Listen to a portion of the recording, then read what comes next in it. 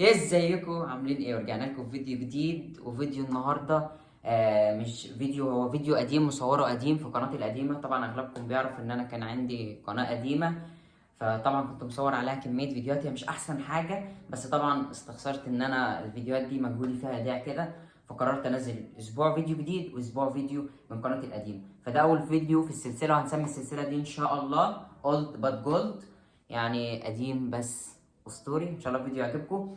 صح، هحط لكم دلوقتي لو في اي مشكله بتشوفوها في مونتاج فيديو، في افكار، يا ريت تكتبوها لنا في الكومنتس، او هوريكم طريقه دلوقتي تكتبوا لي فيها الاقتراحات والشكاوى بتاعتكم. وان شاء الله تكون عجبتكم القناه ويعجبكم الفيديو. واستنوا فيديو الاسبوع اللي جاي، ده فيديو دمار اتصور وجاهز، وان شاء الله يعجبكم. يلا ما تنساش تشترك في القناه وتشجعني. يلا سلام، حبكم.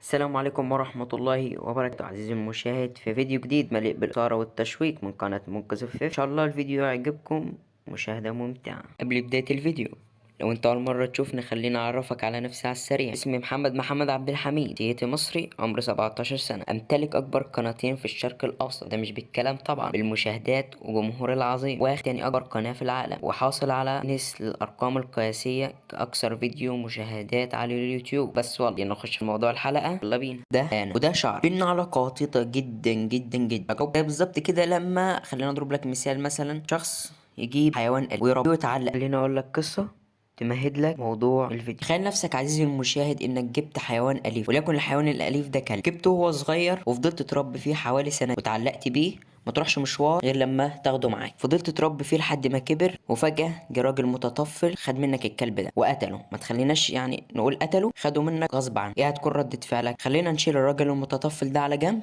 وبرضه نشيل ردة فعلك على جنب. هتقول لي علاقة ده بالفيديو؟ هقول حطني مكان وحط شعري كان الكلب بتاعك. عارف ان الموضوع ممكن يكون غريب شوية، بس انا قلت لك من شوية ان بيني وبين شعري علاقة وطيدة، زي علاقتك انت وحيوانك الاليف كده بالظبط، اللي قعدت تربي فيه سنتين واتعلقت بيه. الراجل المتطفل ده واحد يعرفك او ما تخلوش يعرفك مثلا من عيلتك، وفجأة بعد ما انت قعدت مربي شعرك وشكله حلو يغصبك انك تحلق. ايه هتكون ردة فعلك؟ ايوه بالظبط، نفس ردة فعلك لما نفس الراجل المتطفل خد كلبك بالظبط. هيكون نفسك ايه؟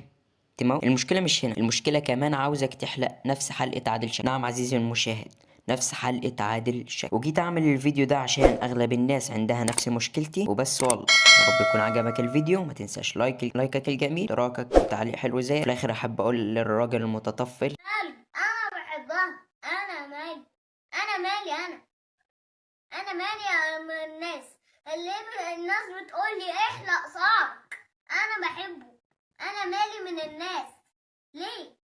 ليه اصلا يقولوا لي كده؟ شعري جميل اهو اهو اهو، حلو